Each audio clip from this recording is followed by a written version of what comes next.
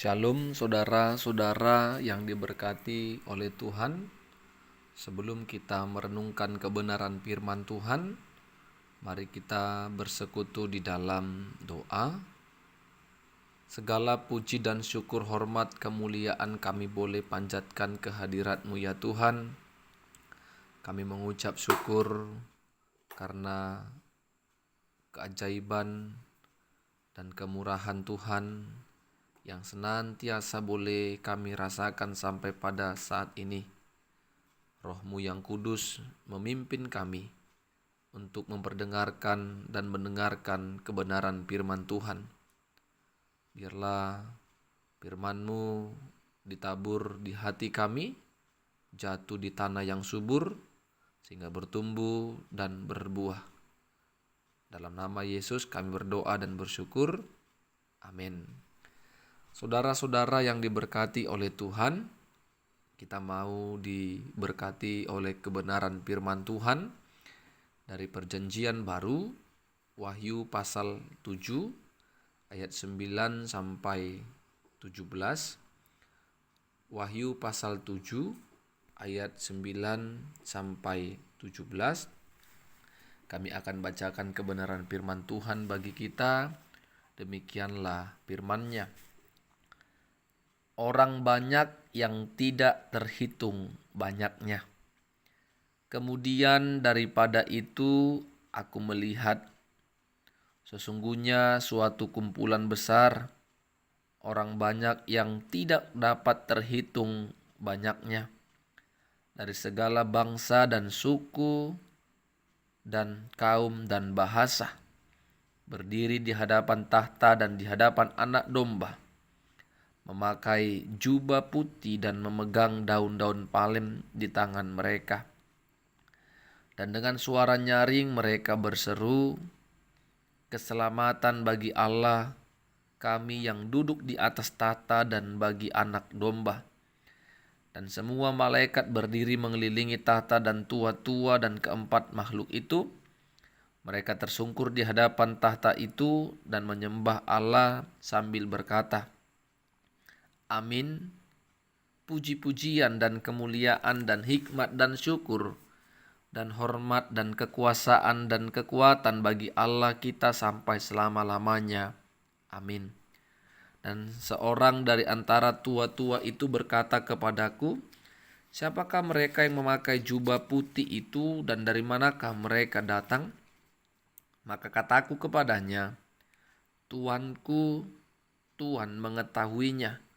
Lalu ia berkata kepadaku, "Mereka ini adalah orang-orang yang keluar dari kesusahan yang besar, dan mereka telah mencuci jubah mereka dan membuatnya putih di dalam darah Anak Domba.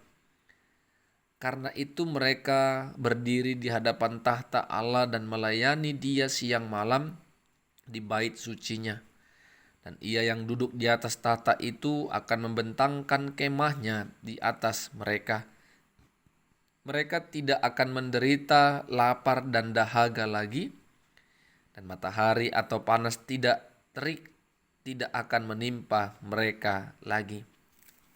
Sebab Anak Domba yang di tengah-tengah tahta itu akan menggembalakan mereka dan akan menuntun mereka ke mata air kehidupan. Dan Allah akan menghapus segala air mata dari mata mereka. Amin. Saudara-saudara yang diberkati oleh Tuhan, tema kebenaran firman Tuhan yang akan sama-sama kita gumulkan pada saat ini, yang setia kepada Tuhan akan diselamatkan. Yang setia kepada Tuhan akan diselamatkan. Saudara-saudara, sebagai orang Kristen atau yang kita sebut sebagai orang yang percaya kepada Kristus sebagai Tuhan dan Juru Selamat kita yang hidup, kita harus mengimani bahwa setelah kita mengalami kematian dan ketika Yesus datang kedua kali untuk menghakimi orang yang hidup dan yang mati, ada dua tempat bagian dari hidup manusia setelah mengalami kematian. Apa itu? Neraka dan surga. Bagi kita yang percaya kepada Yesus sebagai Tuhan dan Juru Selamat, dan kita memelihara iman, hidup dengan setia kepada Tuhan dan dengan melakukan perintah Tuhan, maka kerajaan surga menjadi bagian kita. Demikian sebaliknya, ketika kita tidak menaruh kepercayaan bahwa Yesus yang mati di kayu salib itu telah menyelamatkan kita, dan kita tidak mengindahkan perintah-perintah Tuhan, kita menyakiti hati Tuhan, kita berbuat jahat di mata Tuhan, maka neraka adalah bagian kehidupan kita setelah kematian. Saudara-saudara, kalau kita perhatikan bagaimana Yohanes memperlihatkan sebuah penglihatan bahwa ada 144.000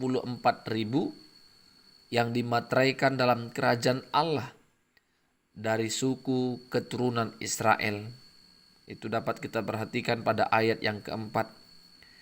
Dan ayat yang kesembilan kita melihat bagaimana Yohanes juga melihat orang banyak yang tidak terhitung banyaknya. Tentu orang-orang yang tidak terhitung banyaknya ini adalah orang-orang yang telah diselamatkan oleh darah Kristus, yaitu anak domba Allah. Mereka yang tidak terhitung banyaknya itu telah diselamatkan, berseru kepada Allah. Keselamatan bagi Allah kami di atas tahta anak domba. Mereka memuji-muji Tuhan, mereka memuliakan Tuhan, dan mereka bersyukur kepada Tuhan. Tentu bersyukur, memuliakan, dan memuji Tuhan karena keselamatan yang telah mereka terima karena anugerah Tuhan, bukan karena kekuatan dan perbuatan baik yang mereka lakukan. Mereka yang dalam penglihatan Yohanes tersebut tidak akan lagi mengalami penderitaan, lapar, haus, dahaga, bahkan matahari panas terik tidak menimpa mereka lagi. Bahkan dalam penglihatan Yohanes, anak domba akan menggembalakan mereka, menuntun ke mata air kehidupan. Allah akan menghapus segala air mata mereka. Tentu saudara-saudara yang diberkati Tuhan, bukan hanya di tengah-tengah dunia ini kita jadikan Tuhan sebagai gembala hidup kita. Ketika kita mengimani apa yang diperlihatkan oleh Yohanes ini, Yesus juga akan menjadi gembala kita yang akan menuntun kehidupan kita, yang akan membimbing, mengerahkan kita ke mata air kehidupan. Pastinya Bapak dan Ibu Saudara, kita rindu menjadi salah satu dari orang banyak dalam penglihatan Yohanes tadi. Itu ada kerinduan setiap orang yang percaya. Itu adalah sebuah harapan bagi kita yang telah ditebus oleh darah Kristus. Untuk itu kita harus tetap memelihara iman percaya kita. Kita harus hidup dengan setia dan taat kepada perintah Tuhan. Sehingga kerajaan Allah yang telah dipersiapkan Tuhan itu bisa menjadi bagian hidup kita setelah kita mengalami kematian atau setelah Yesus datang kedua kali menghakimi orang yang hidup dan yang mati. Biarlah kita mengimani tema kebenaran firman Tuhan saat ini. Yang percaya kepada Kristus sebagai Tuhan dan Juru Selamat, yang tetap memelihara iman, yang setia dan taat kepada Tuhan, akan memperoleh keselamatan. Amin. Kita berdoa. Terima kasih kami ucapkan kepadamu Tuhan, kebenaran firman Tuhan telah kami dengar bersama-sama.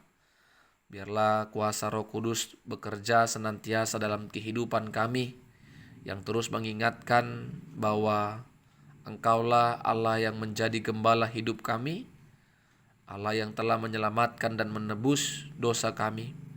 Ajari kami untuk menaikkan puji syukur dan memuliakan nama Tuhan. Dalam nama Yesus kami berdoa dan bersyukur. Amin.